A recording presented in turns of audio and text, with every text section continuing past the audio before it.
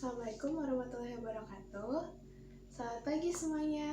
Apa kabar kalian hari ini? Alhamdulillah kita semua masih diberikan nikmat sehat oleh Allah Subhanahu wa taala sehingga kita semua bisa bertemu lagi pada hari ini di mata pelajaran kimia. Sebelumnya apakah sudah berdoa? Baik, belum ya. Untuk ketua muridnya bisa dipimpin teman-temannya untuk berdoa terlebih dahulu.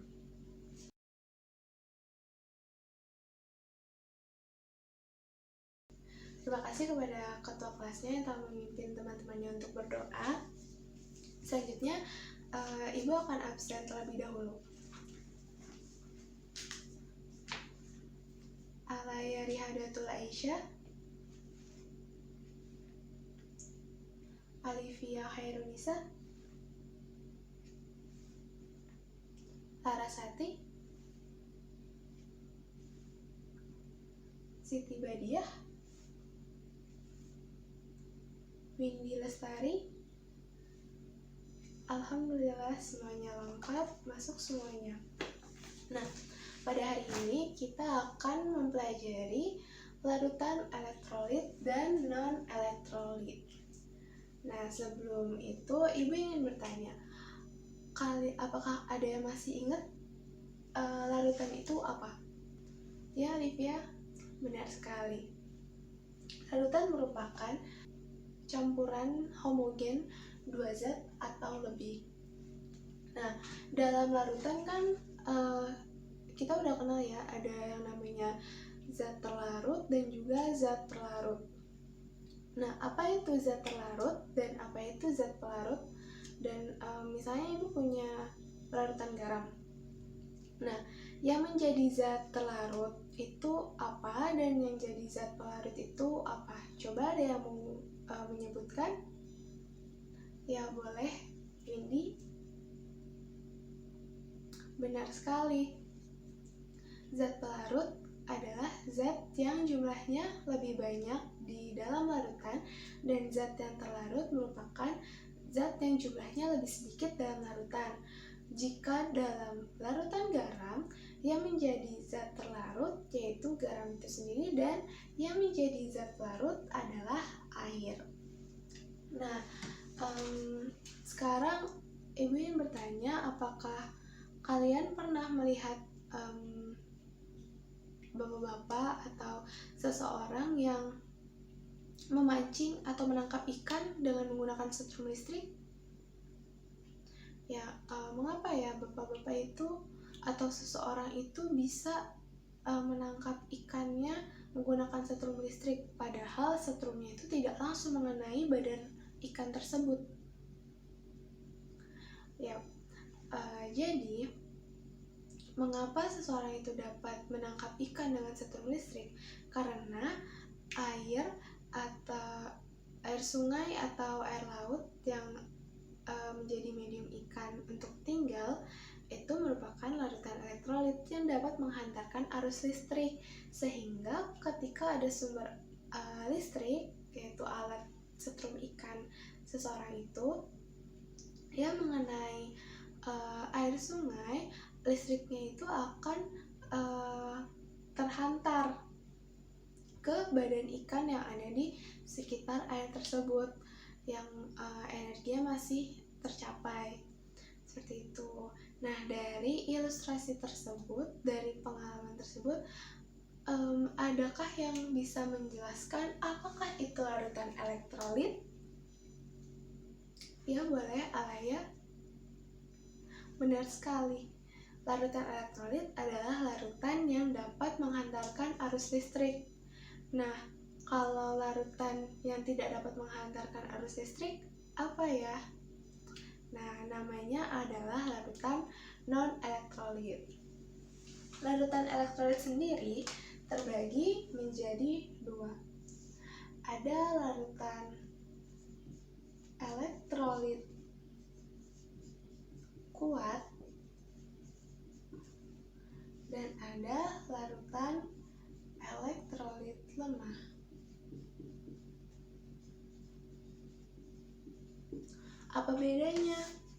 Nah, Larutan elektrolit kuat adalah larutan yang dapat menghantarkan arus listrik dengan baik, sedangkan larutan elektrolit lemah merupakan larutan yang dapat menghantarkan listrik namun sifatnya kurang baik.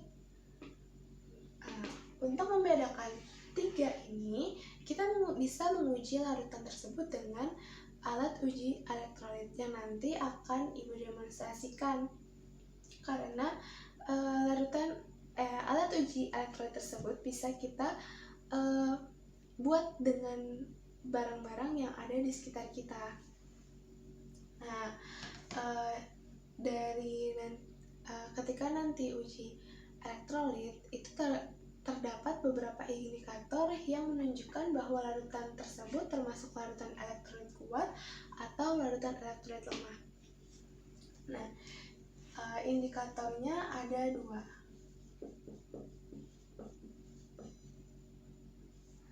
Ada nyala lampu dan juga ada gelembung di sekitar elektroda.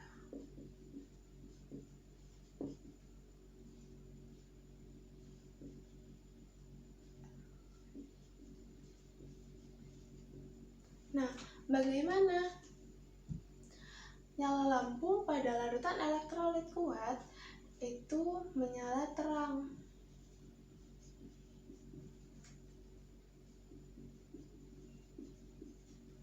Sedangkan pada larutan elektrolit lemah, menyalanya redup atau bahkan sampai tidak menyala. Nah, untuk gelembung di sekitar elektrolit ini bagaimana? Jika di larutan elektrolit kuat, gelembungnya ada banyak. Sedangkan pada larutan elektrolit lemah ada, namun terkadang sedikit. Nah, larutan non-elektrolit juga bisa menggunakan indikator ini. Jika non-elektrolit, nyala lampunya tidak menyala,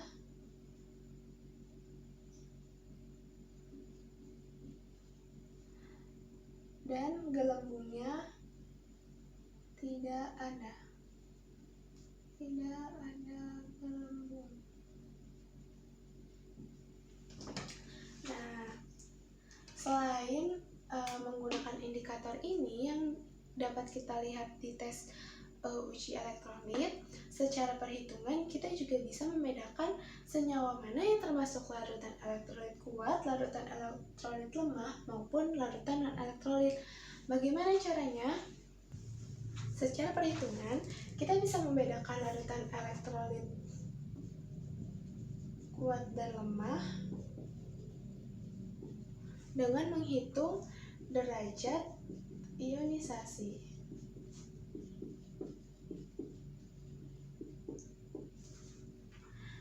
Yang lambangnya adalah alfa. Rumusnya, alfa sama dengan jumlah mol zat terionisasi dibagi jumlah mol zat mula-mula. Jika alfa sama dengan 1, maka senyawa tersebut termasuk dalam elektrolit kuat. Jika senyawa perhitungannya menghasilkan alfa dalam rentang 0, lebih dari 0 dan kurang dari 1, maka senyawa tersebut merupakan elektrolit lemah. Dan jika alfanya sama dengan 0, maka larutan tersebut termasuk atau senyawa tersebut termasuk senyawa non-elektrolit. Nah, larutan-larutan elektrolit ini biasanya memiliki ikatan ionik dan juga senyawa kovalent polar, karena ketika senyawa ionik dilarutkan ke dalam air, senyawa ionik akan terdisosiasi menjadi ion-ionnya yang dapat bergerak bebas sehingga dapat menghantarkan arus listrik. Nah, sedangkan untuk kovalen poler ketika dilarutkan di dalam air akan terjadi gaya tarik-menarik dengan ikatan air yang sama-sama polar dan menyebabkan ikatannya terputus menjadi ion-ion yang dapat bergerak bebas sehingga dapat menghantarkan arus listrik. Nah, larutan elektrolit ini biasanya merupakan senyawa asam, senyawa basa, dan juga senyawa garam. Nah, selanjutnya Ibu akan melakukan demonstrasi uji elektrolit menggunakan alat-alat sederhana. Sebelumnya Ibu ingin kalian untuk membuat kelompok dengan maksimal jumlah orang 5 orang, maksimal 5 orang per kelompok. Nah, nantinya kalian akan diberikan lembar kerja siswa yang nantinya perlu didiskusikan oleh kalian, dan seperti biasanya perwakilan kelompok maju ke depan untuk mempresentasikan hasil diskusinya.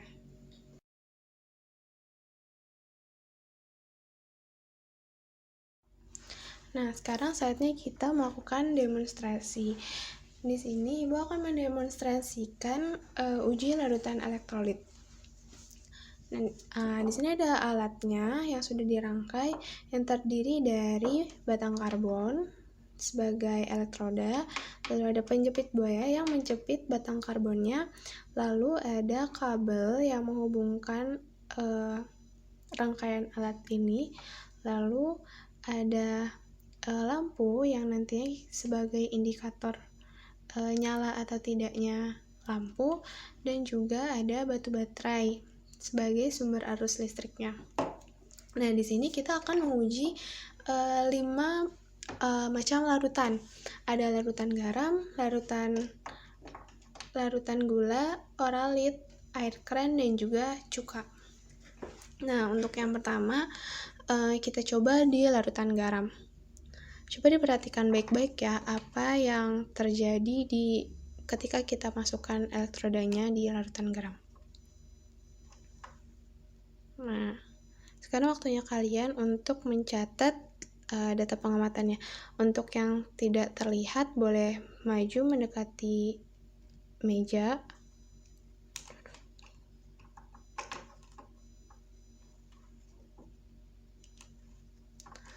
Nah, udah ya.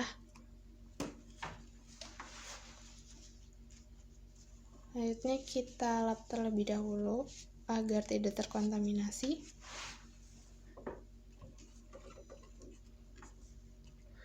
Selanjutnya kita uji larutan garam. Sama seperti tadi, kita masukkan elektrodanya, lalu amati apa yang terjadi.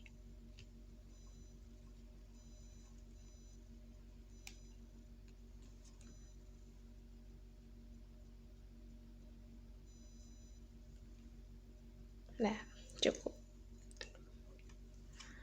Selanjutnya kita akan menguji oralit. Tapi kita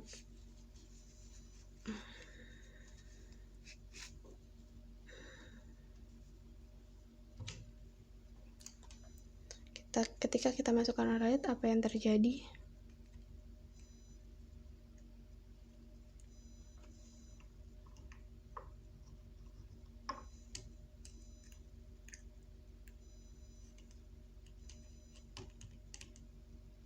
Tadi menyala ya sebentar lampunya.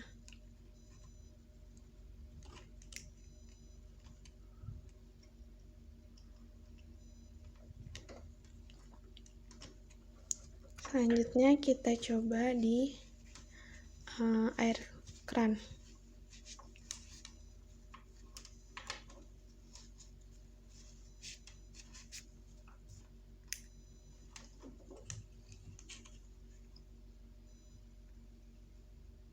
Jadi amati apa yang terjadi.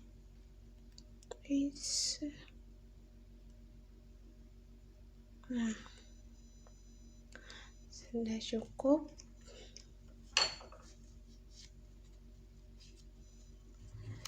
Yang terakhir yaitu larutan cuka.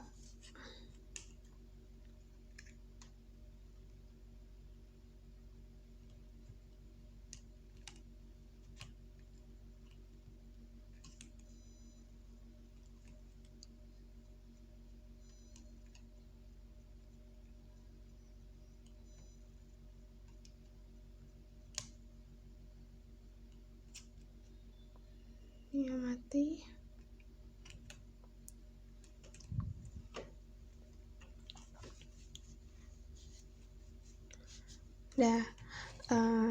Uji elektrolitnya telah selesai, kita lakukan semuanya.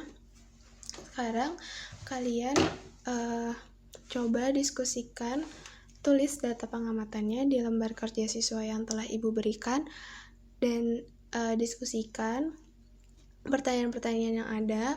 Lalu kalau misalnya dari percobaan ada yang tidak sesuai dengan literatur atau sesuai dengan buku, coba diskusikan alasannya mengapa percobaannya bisa berbeda dengan teori.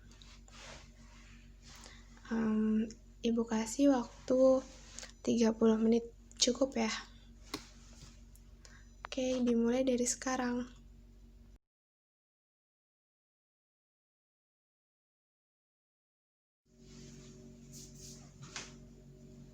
Oke, semuanya sudah selesai ya diskusinya.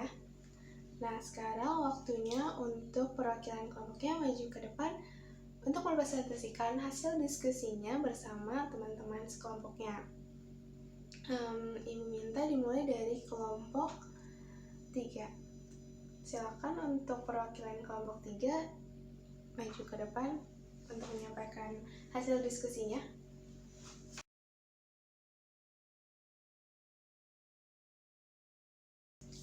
Alhamdulillah semuanya telah menyampaikan hasil diskusinya masing-masing. Nah, jadi dari hasil demonstrasi kita bisa apa yang dapat disimpulkan deh. Alhamdulillah semuanya sudah menyampaikan hasil diskusinya. Nah, dari demonstrasi yang telah kita lihat, yang telah Ibu lakukan, adakah yang bisa memberikan kesimpulan? Yap, boleh. Benar sekali. Dari demonstrasi tadi, kita bisa menyimpulkan bahwa larutan garam, oralit, termasuk ke dalam elektrolit kuat, lalu larutan gula dan air keran non-elektrolit, sementara cuka termasuk dalam elektrolit lemah. Nah, selanjutnya dari pembelajaran hari ini, adakah yang bisa menyimpulkan? Boleh, Siti Badiah? Ya, terima kasih atas kesimpulannya. Benar, tadi kita sudah belajar mengenai pengertian apa itu larutan elektrolit dan non-elektrolit. Lalu, kita sudah belajar mengenai ciri-cirinya ketika kita melakukan uji elektrolit. Lalu ada ciri-cirinya secara perhitungan, yaitu menggunakan derajat ionisasi. Lalu ada jenis ikatan yang biasanya ada yang biasanya merupakan larutan elektrolit, dan senyawa apa saja yang biasanya merupakan larutan elektrolit. Nah, untuk hari ini dicukupkan sekian, namun Ibu ingin memberikan tugas untuk kalian yang harus dikerjakan di rumah dan dikumpulkan pada pertemuan selanjutnya. Ibu akan mendiktekan soalnya, harap dicatat dengan baik dan lengkap. Soal nomor 1, apa yang dimaksud dengan larutan elektrolit dan larutan non-elektrolit? Nomor 2, bagaimana ciri-ciri larutan elektrolit kuat, elektrolit lemah, dan non-elektrolit pada uji elektrolit? dan sebutkan contoh larutan dari masing-masing larutan tersebut, yang elektrolit, non-elektrolit, dan elektrolit lemah, elektrolit kuat, masing-masing 2. Nomor 3, ikatan apa saja yang termasuk larutan elektrolit dan mengapa ikatan itu termasuk larutan elektrolit. Nomor 4, apa saja sifat-sifat dari larutan elektrolit dan non-elektrolit. Nomor 5, bagaimana fungsi larutan elektrolit dalam tubuh. Dan nomor terakhir, apa saja gangguan dalam tubuh manusia yang diakibatkan oleh kekurangan elektrolit dan bagaimana cara mengatasinya. Oke, sudah semua ya. Tugasnya dikumpulkan pada pertemuan selanjutnya. Untuk hari ini dicukupkan sekian. Kurang lebihnya mohon maaf. Tetap semangat semuanya, tetap jaga kesehatan. Mohon maaf, tetap semangat, jaga kesehatan. Sampai jumpa di pertemuan selanjutnya.